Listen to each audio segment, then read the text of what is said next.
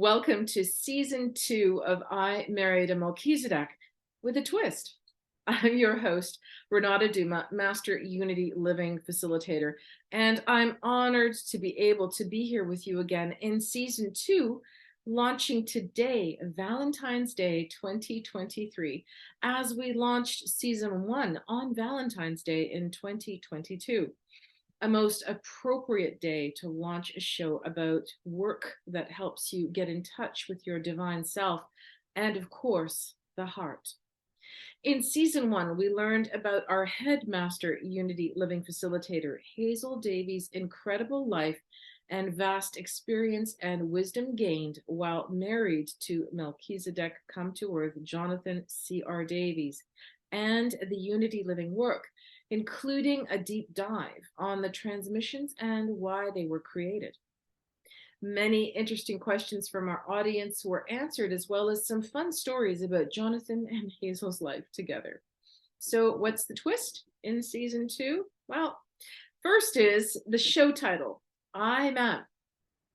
It seemed a natural progression from the acronym I'm Am, as we further explore our matriarchal headmaster facilitator Hazel's wisdom and experience as it pertains to the Unity Living work. The other twist is, in season 2, we'll take a deeper dive into the Unity Living work while exploring some of the connections Hazel and Jonathan made during the course of Jonathan's life, so you can expect some exciting guests in upcoming shows. Please remember to like, share, and subscribe if you're so inclined. All our links are listed below. You can also access I Married a Melchizedek season 1 and 2 on the Unity Living website at unityliving.life. So without further ado, I'd like to officially welcome our headmaster, Unity Living Facilitator, and mentor to us all. Hazel, welcome. How are you this fine day? And what have you been up to since we last aired episode 14 of season 1 last November? And did you ever think we'd have a season 2 when we were thinking about our first show of what became season 1? Thanks, Renata, for welcoming me. Actually, if you had told me that we were going to do 14 episodes and then there was going to be an episode season 2, I think you would have had an even harder time to persuade me to start. But here we are. But here we are, and into season 2, and how exciting. And now I'd like to welcome our special guest today, Lawrence Pitchko. Besides being a Unity Living Level 2 facilitator and having worked with many individuals through the Unity process in his own inimitable way, Lawrence knew Jonathan for over 25 years and was a very close friend of his, and yours, Hazel, for all those years. Lawrence is also a renowned pianist and musical pedagogue currently residing in Toronto, where he has been teaching the art of music making after he retired from his extensive performance career in 2010. Lawrence, welcome to I'm Am season 2. Hello, everyone. Nice to be here. Wonderful to have you. Well, let's just jump in. So, Lawrence, you often mention Jonathan having had several special abilities, one of which had to do with the introduction of spiritual fundamentals to the average mind. Given your experience and having been around Jonathan and Hazel in the early years when he began to lecture publicly, can you elaborate on that, please? Well, there's so many wonderful characteristics we could talk about when we remember Jonathan. So I thought it might be of interest to maybe mention a few characteristics that really apply to the work that's being done in the Unity Bubble field. But there are some direct applications that I think are quite interesting. I don't know if Hazel would agree with me, or the other facilitators, in fact, but quite often, just beginning to speak about spiritual fundamentals to people, you can lose them very quickly because there's not a commonality of vocabulary. And everybody has a slightly different perception, a different reality, a different way of being. So I found with some of the really great masters, they could be very, very specific in vocabulary, and one can learn a great deal from them. But they also had the skill of being able to speak to the average person, to speak to the average mind, particularly people who are not introduced to the concept of the bubble or haven't done much spiritual work. And I've always been impressed by that. I think it's a most wonderful gift to be able to do that, to be able to draw a line between spiritual fundamentals, which could be a guiding light in a person's work, and the issues that they're actually having. I mean, it's perhaps easier to do if someone is more advanced in the work, but Jonathan could do that with anybody. And he had a wonderful say, well, how's that working for you? How's that working for you? Yeah, so there were many examples of that, and it's something I always admired. And I think that in a way, it's a skill. It's a skill to be able to bring people forward into the realm of looking at themselves, looking at their issues, and finding spiritual fundamentals interesting when they haven't yet done so. Yeah. Very good. Well, yes, yeah, he could relate. Yeah. Yeah, I was just gonna say, so Hazel, like we actually talked about this the other day, where we said that you and I have to work at this, and it was just natural for Jonathan, right? Yes, and he could be as specific and detailed as one was able to follow. I find I don't really have that skill, and quite often people can't hear me or they don't know what I'm talking about. And so I admire that so much. Hazel, you were going to say something. Yeah, he had a well, I don't know if it was a gift that he had or just a skill set, but he was able to meet people where they were, and he could always find something that was appropriate to say to them wherever they were, whatever the challenge was at hand. And I mean, fundamentals are actually, they are simple, but it's very complicated to get to the simplicity. And he had that gift of going right to the root of the challenge. So yeah, it was interesting to listen to him, like especially in a group setting where somebody would say something and he would immediately just be able to zero in on, well, it's about this. And if somebody questioned, well, why isn't it about this? It says, well, it isn't, because it's about this. I mean, so for me, this brings up another issue too. For me, in language and culture, one is not allowed to go to solution or cause. You can point at it, you can talk around it, but you can't go there. And that was one of the things about Jonathan, was that he went there instantly. So if he was just talking to somebody about some issue they had, he would go instantly to cause, and they would be confronted with this.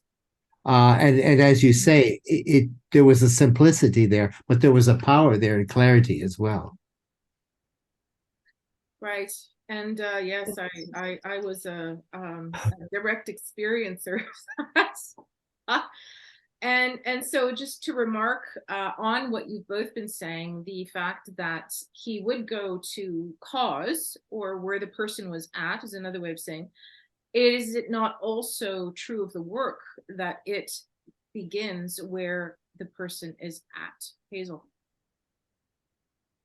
Yes, it absolutely is, because the unity field, or the bubble as we still like to call it, it joins with the personality self. So it joins there, and so it is a systematic way for the individual. So it's not going to bring, because sometimes it's a waste of time to go into something that is not necessary for the person at that time. And that's the beauty of the bubble. It meets them where they are. Doesn't matter where they are, if they're very advanced or if they're a beginner. It meets them where they are, and then moves them forward from that point. Yes. Yes, and just to add to that, how would we, because I know both of us, all three of us, have had experience with dealing with the ego self. How do we differentiate between the personality self and the ego self? Lawrence, are you good with that? I don't know. I don't. The ego is a very difficult issue at the moment. I think we're at the end of egoic expression. I think we're at the end of thousands of years of ego standing in front of the person uh, as the survival program around us got stronger and stronger. And then, of course, the ego is also the tool by which humans are enslaved. But the realities for me are that one is not one's ego.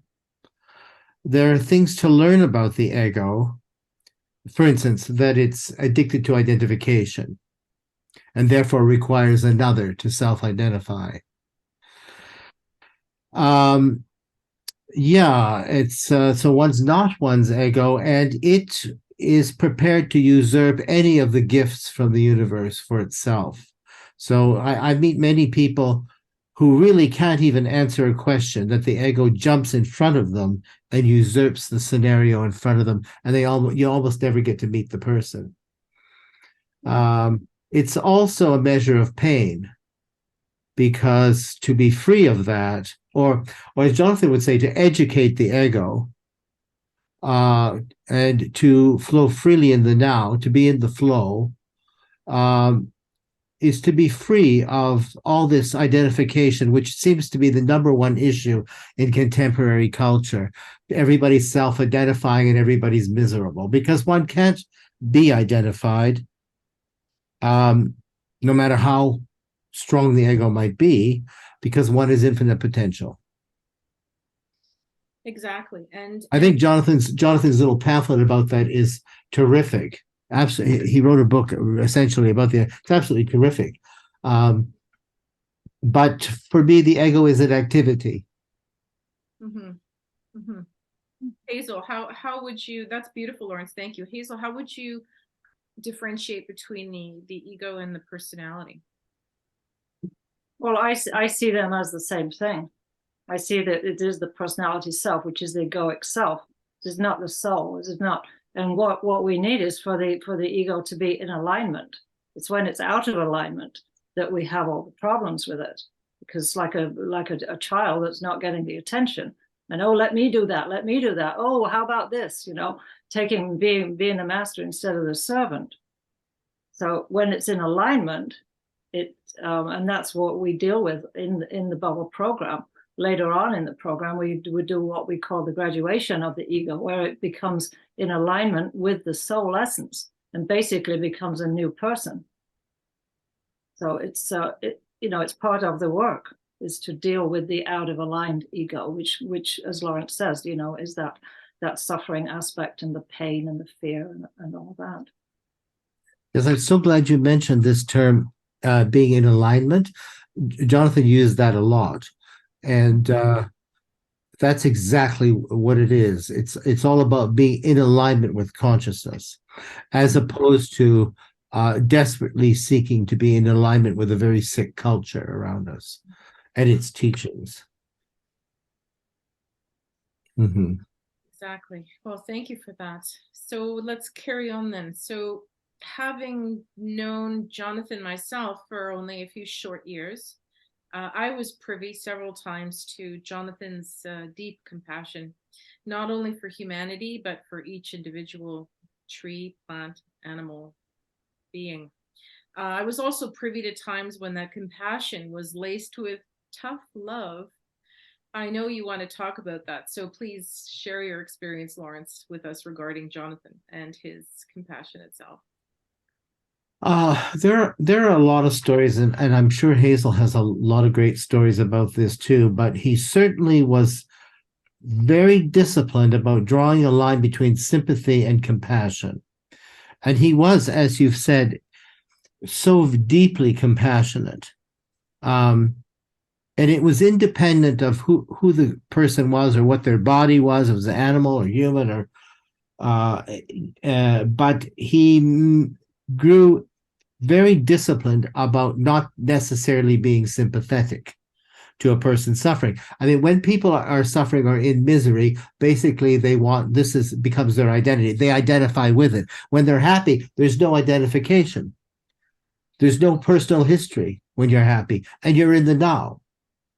But when you're suffering, it's like it's me and my sore ankle, and then you have your sore elbow, and we talk about our sore ankle and elbow, and we self-identify. He was absolutely brutal about not sympathizing because that played into a program. That meant that the person who was supposed to lead the way and teach was now being co-opted as a player in someone's program, a program of suffering.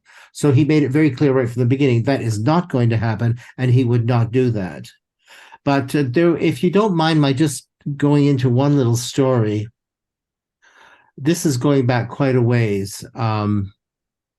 And Hazel had a very beautiful home in the Hockley Valley. And in the lower room, which had a beautiful double door leading outside. It was so lovely. Some classes were held, and I think we were doing a class in kinesiology. But basically, as I recall, we were instructed to do the unilateral crawl while we held in our focus some aspect of hurt or damage or suffering. And then when the energy ran out and we stopped, we would then rewire the brain with the cross crawl. Mm-hmm. So everybody is in that class, and we're all doing the unilateral crawl. And then so-and-so stops, and then this person stops, this lady stops, I stop, various people stop, because we get to the end where the body's tired, and this pattern has been worn down to its essence, and there's no more energy left in this pathology, except for one lady. And that lady kept going. And I think in the beginning, we may have found this a little bit amusing that she kept going. She's doing the unilateral crawl, but then she kept going.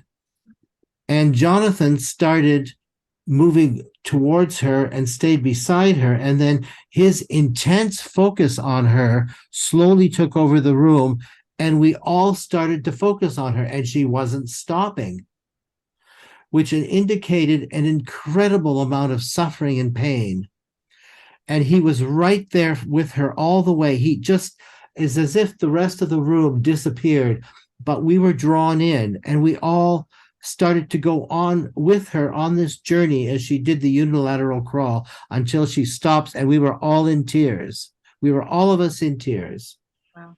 And this was an early example for me that he simply stopped everything and went to where this person needed him to be. And then it was a wonderful lesson for all of us, because we went there too. We just gravitated in a supportive energy towards her. And it was a very moving moment for me, I think for the whole room. But it was an example of how he was instantaneously in touch and available. Hazel, do you have any recollection of that? Not specifically. It's there somewhere in the background. Yeah, it's a long time ago. Yeah. I'm sure as you're talking about that, I'm like, oh yes, and then Jonathan had this ability to move like from, say, a sympathetic state directly into compassion. He's kind of missed that middle stage. Yes. of empathy, where empathy, you kind of get in there with the person. You feel their pain, you basically take it on, but it's really your own pain that you're feeling. And he, the compassionate place, where Jonathan always worked from that compassion place. And sometimes it was hard. Sometimes it was very hard to hear what he had to say, but he was not going to hold back. Because that's what needed to be said. But that compassion is a much higher level, and can then pull people up. And that's what he did with this lady. He joined her, but kept that higher level. So what an incredible experience for the entire room. Yeah. So this is we had some fun times in Hockley, didn't we? Yeah, it's amazing. Yeah. So this is an aspect of the work that not too many people know about, because this was on hands work that Jonathan did. And I think it's really important that we talk about this, and that it's sort of part of the history of the development of this entire unity living process. So which used to be called the bubble. And so I'm grateful for any more sharings and any more experiences around that time, because like I said, I think it's very, very important to bring that forward. So I'm sure we'll be doing that in future episodes. So Lawrence, you also wanted to mention Jonathan's breadth of knowledge and how he was able to make himself available at a moment's notice to jump in and help his clients or friends. Can you elaborate on that for us? I would say that one of the characteristics of Gemini is that being air signs, and of course, is that ability to move quickly and move around a lot. So he could be in the Hockley Valley. He could be in Virgil near Niagara on the Lake. He could be down near Philadelphia where his boys were. He could move over several miles very easily and fast. I'm a Gemini as well, so I recognize that ability to move. But there were a couple of amazing examples that we know about that involve us all, and particularly where you are right now at what I call the Blazinski Foundation. There were two spectacular examples. One, when our friend slipped and fell on the ice in March in Lindsay, Ontario, and very, very, very grateful to that unknown lady who found her by her car and called the ambulance. But Jonathan was at the Lindsay Hospital in a flash. He had a motorcycle, he had a car, and he was there in a flash. And our friend required brain surgery because there had been a subdural hematoma. And so it was a question of time. And he was there in a flash, and the nurse said, we have to get an ambulance to take her to Kingston General. And he knew this was not feasible because it would take too long. So he stepped into a janitor's closet and contacted his friends Stan and Ollie. And he said, we need a helicopter, we need it now. And then he came out into the hallway, went to the nurse's station, and the nurse said, oh, we have a helicopter. But he was there instantly and stepped in to reorganize the household, because Mom, who had been the pillar of the household, would not be available for a while. And that was an extraordinary example of quick movement. But there was another one as well. There was a very beautiful Romanian man who ended up in Buckhorn because he had produced a very interesting computer program for Bryston, the high-end audio company, and who Stan works for. And he stayed where you're staying at what I call the Blazinski Foundation. He was a brilliant man. He had 5 US patents that year, but he was a very gentle soul, and he was into quantum touch, and everybody in Buckhorn and Peterborough fell in love with him. He was a very, very beautiful creature. And he became suddenly very ill with a brain tumor. And he ended up in Kingston, and it was quite clear he was not going to last very long. Well, I'll be damned if Jonathan wasn't on that motorbike, and it just went directly there. It's just what you were both saying, but so available at a moment's notice. And Jonathan said that he had never seen so much love come from a person's eyes as this man, Alexandre Sidonie.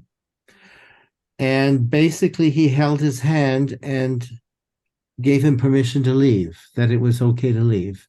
And Alexandre died. But it was a wonderful kind of pillar of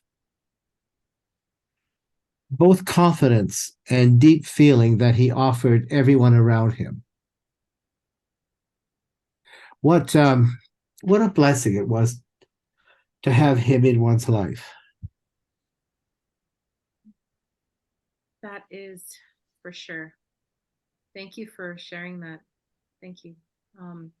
Yeah, I remember. I don't remember the Alexandru incident, but I certainly remember the Blazinski Foundation incident, and I can tell you that living in this space, Hazel, you would know it very well, but living in this space is extremely magical, and I have more paranormal activity here than I can record. 7,000 photos and videos of orbs and people showing up and all kinds of stuff. So I directly attribute it to Jonathan having blessed this real estate with his energy. So I think so.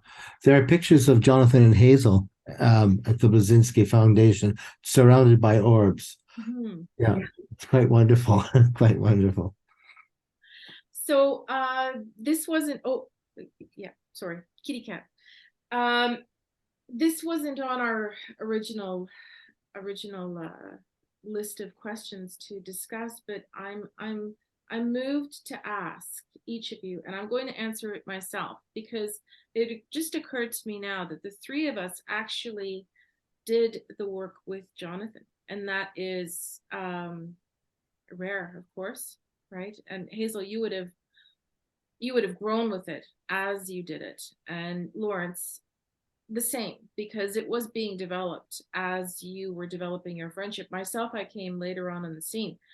But is there an aspect of the work that you, either Hazel or Lawrence or both, what is the greatest takeaway of the work that you surmise for yourself? What's the best part of Jonathan doing the work with you, and just the work in general?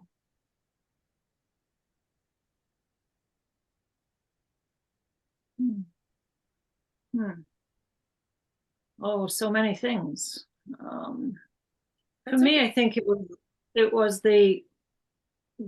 his ability to maintain a standard, a very high standard, and that has stayed with me since his passing in the work that I have continued to do, and I do my very, very best to maintain that high standard. And sometimes it's not popular. I don't care, because and to respect his legacy and to respect myself, I maintain that standard. That would be the most important, I think. And you do that. And you do. Yes. And that's the whole purpose of these shows, in fact, is to bring that forward and to share beyond what Jonathan was able to share, to continue that work and the integrity of that work and that legacy. So it was always about moving people forward. That was always the criteria. Is this useful? Is this going to help people? What do we need to do to move this person or this, whatever this was, to move forward? That was always it. Nothing else. Which was not easy to do a lot of the times.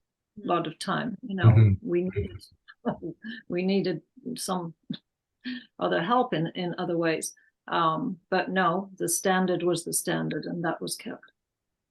Well, he was truly ahead of his time, was it not? Like today, it's a little bit different. The veils are lifting the dome is Oh, crumbling, all these things are starting to come out of the woodwork. But back in the day, 20 years ago, when you started to do this work with Jonathan, it was a very different environment. people wouldn't know. They wouldn't know. He'd talk about the root cause of something, and they'd give him a look like he had 6 heads. Yes, that's right. Yeah, and They didn't know. They didn't know what it was.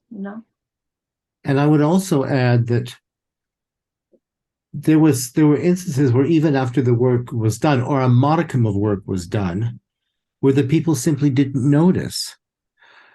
He had a woman that he had worked with in the United States, and I don't know how much work they did. I never met her, but he was saying that he hadn't heard from her in a while. So after a few months, 3 or 4 months went by, he wanted to call her to see how she was managing, and he called her, and she said, well, the work was just voodoo bullshit, quite clearly.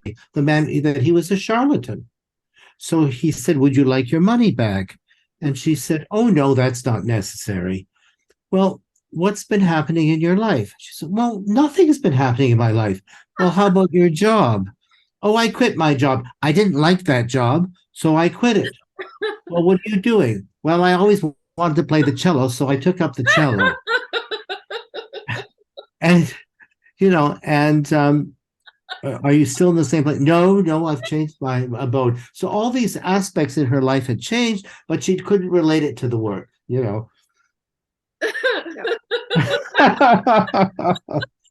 how's that working for you? Everything's fine now, but yeah, so noticing is definitely in another part of the brain, in the right brain, and sometimes people notice and sometimes they don't. Mm-hmm. Oh gosh, it's so true, so true, mm-hmm. so true. Yeah, and no, also, nothing's been happening. Absolutely nothing. No. Yeah. Go ahead. Sorry, Lauren. Well, it just I've noticed that some people manifest very quickly. It's their natural ability, which was covered over or prevented from self-expressing because of aspects of programming in the subconscious platform. But as soon as that was cleared, my goodness, they manifest so fast, it's unreal. Yeah. Absolutely. So They're Hazel, wonderful to witness. Yes, absolutely. So Hazel responded. So what would be, if you can think of the one takeaway from the work with Jonathan that stayed with you, that's sort of the cherry on the icing on top of the cake? Are you talking to Hazel? No, I'm talking to you.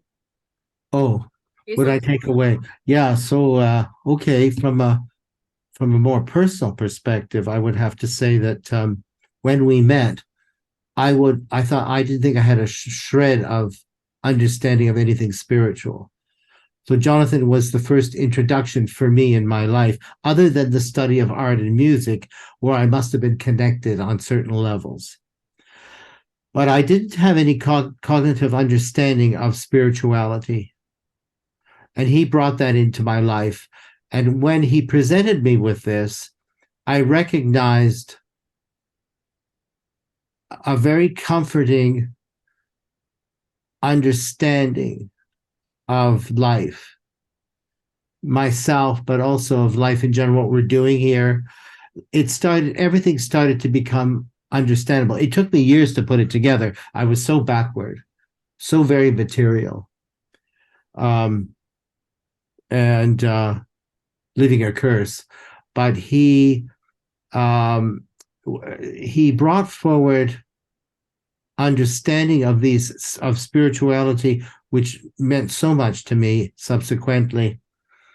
And also there was the feeling of hope, and that there was a way of dealing with things, and that there was a methodology in which one could become free of suffering. And he's still around. Oh yeah. That's for darn sure. That's for darn sure. Mm-hmm. Well, I just yes, and if I can add my 2 cents into that, because I'm just feeling so much love from all of us here Cool. in this broadcast. It's just so Yeah, beautiful. And I loved him and said so openly and easily, and still do. I love him dearly. Yeah. yeah, very much so.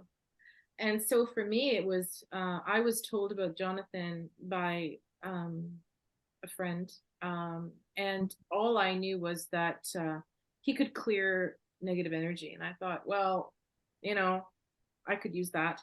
And I was in a bad way, really, really bad way, and my mother was passing, and I'm not shy to say that I honestly didn't think I was going to hang around for much longer, because it just didn't, at the age of 50 something, and nothing was working. I didn't understand anything. Nothing made sense. I didn't make sense to anybody. There was like, Mhm. what's the purpose of being here? And, um, you know, I'd spoken with Jonathan for about 15 minutes on the phone, and he said, "Are you going to be there for a while?" And I was at my mom's place in West Toronto West, and I said, "Yeah, yeah." Well, 2.5 hours later, he was at the door, and Yes, that's an availability there you go. So you're talking. yeah, and I was like blown away, and when I saw the pillar of energy walk into the foyer of my mother's apartment building, I was just overcome with awe. And as he sat in front of me at my mom's kitchen table, I just had this loop running in the back of my mind. Who are you? Who are you? Mhm. Who are you? And I have no idea what he did, but of course he gave me a bubble, the unity field, that day, and I have never felt like I'm actually on the earth since that time. I always feel like I'm floating about 3 feet higher than I ever did.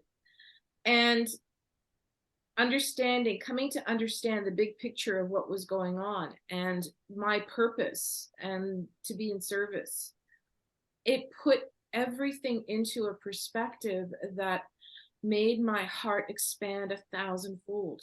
And it's the reason why I'm so devoted to this work today. And the gratitude that I have, and Hazel, to you for picking up where he left off, Yes, absolutely. is it Mm. brings tears to my eyes. And that is the reason for this work. So before I have a little meltdown, is there anything else either of you would like to share? The greatness of this person was also underscored by private little tiny acts, which probably went unnoticed. But an example would be I would ride around with him with meals, which he would deliver to various addresses. He was delivering food to people who needed it um, as part of a weekly routine. Never talked about it particularly. This was a very great person. What a privilege it was to know him. Indeed. Hazel, any last words for us while I pull myself together? Mhm. I don't want to go there because I might have to get the Kleenex box. Yeah, yeah. Mhm. Yeah, it was a privilege. It was from one end of the from one end to the other. So many different things happened in my relationship with him, but it was always about the work. Always, always, always. That was always the focus. And he was there. He was always there for people. He'd drop everything, as Lawrence said, and go anywhere. Even when we were in the motorhome, and people say, "Oh, you must have had such a great vacation in the motorhome." We were working all the time, and he was always guided to wherever it was that we needed to go, because there was somebody there that needed to work with him, and that was it. It was Mhm. exciting. Yes. Well, Hazel, thank you so much. And Jonathan, you're always together anyway. I don't think of you as separate beings. I just don't. I never have, never will. So Jonathan, wherever you are, thank you for being with us today. And Hazel, thank you for being with us today and for all the wisdom shared. Lawrence, thank you for your heartfelt sharing and for coming on IMAM's episode 1, season 2, to share it with everyone. We are very, very grateful. And I'm grateful for you, my friend, as well. Thank you for making this happen. So everyone, stay tuned for season 2, episode 2 with Hazel and myself, your host, Renata Duma, when we bring you another fun and informative episode of I Married a Melchizedek, rather, I, Ma'am. Please don't forget to like, subscribe, and hit the share button if you're so inclined. Wishing you all golden days ahead in perfect health and wealth, full of peace, abundance, joy, and above all else, love. And all there is love, and you know it. If you're a Unity Living facilitator and you haven't joined our website portal yet, there is a steadily growing amount of information available there for your clients, and you won't want to miss out on important Unity community updates. The website is unityliving.life, and I look forward to interacting with you through the portal. We also have a new Instagram page. It is Unity Living Life, all one word. Join us there. And we have a new Facebook page of the same name. So we're trying to build our Unity community. So do join us there. We look forward to seeing you in those places. And here next time on IMAM season 2. Thank you so much for watching. Till next time.